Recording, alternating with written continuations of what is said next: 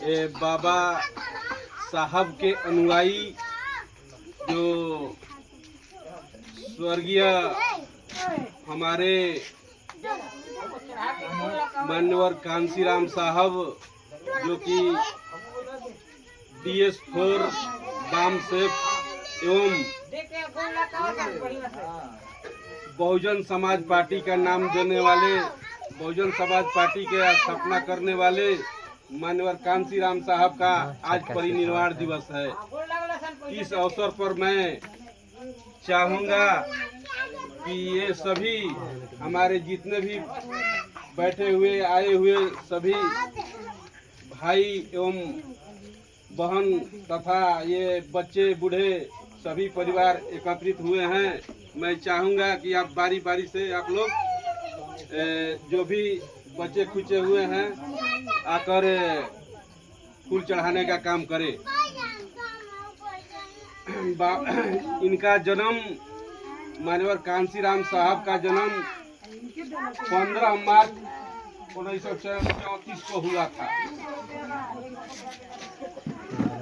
ये एक रबदसिया चमार परिवार में इनका जन्म हुआ। रोपड़ जिले के पंजाब के रोपड़ जिला में इनका बांदा ग्राम में हुआ था। ये इन्होंने बहुत ही संघर्ष करके ये DS4 बाम सेफ एवं 14 अप्रैल 1984 को इन्होंने बहुजन समाज पार्टी एक राजनीतिक ढांचा तैयार किए जो हमें ये आज राजनीतिक मंच पर हम लोग जुटे हुए हैं जो इन्हीं का देन है। आज के दिन लखनऊ में बहन मायावती के एक ही हुंकार पर पूरे देश से लोगों ने लगभग 5 लाख से ऊपर वहाँ इनके महापरिनिर्वाण दिवस में जाकर फूल माला चढ़ाने का काम किए। और वहाँ के जो सरकारें थी, वहाँ जो मनुवादी किस्म की थी है भी, जो इनके रैली कहा जाए, रैला कहा जाए, उन रैला को रोकने के लिए अपना अपना हथकंडा अपनाए और बहुत सा ट्रेनें भी रद्द करा दिए।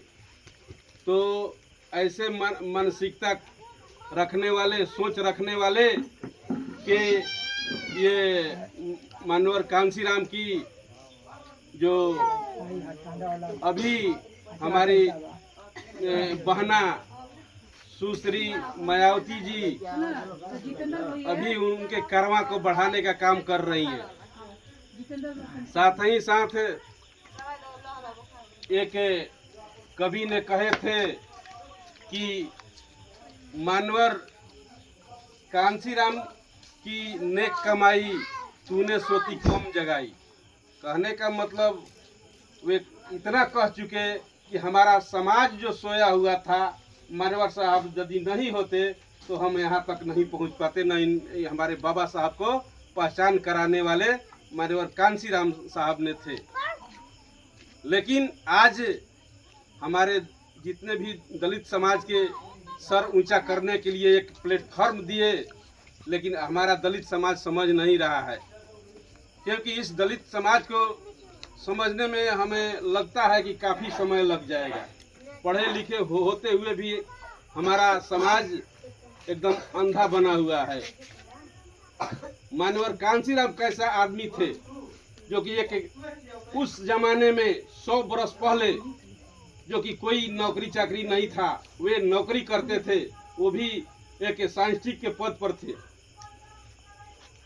जो इन्होंने किसी माध्यम से बाबा साहब के बारे में सुने तो जाकर उन्होंने इनके बाबा साहब के बारे में समझे और जानने के बाद उन्होंने अपनी नौकरी को छोड़ दी और नौकरी को छोड़ने के बाद उन्होंने अपने घर पर भी खबर कर दिए और फोन कर दिए कि माँ, तुम जिस नालायक बच्चे की माथे पर सेहरा बांधना चाहती थी वो बच्चा तुम्हारा अब घर नहीं आएगा और अपने सर पर कफन बांधकर निकल चुका है।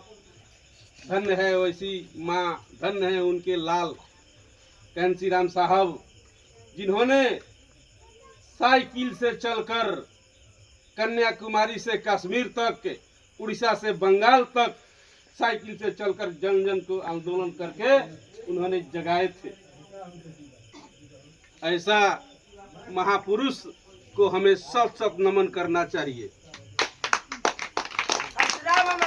हमारा है, हमारा है, हमारा है, हमारा है। साथ ही साथ इन्होंने बहुत सा नारा दिए।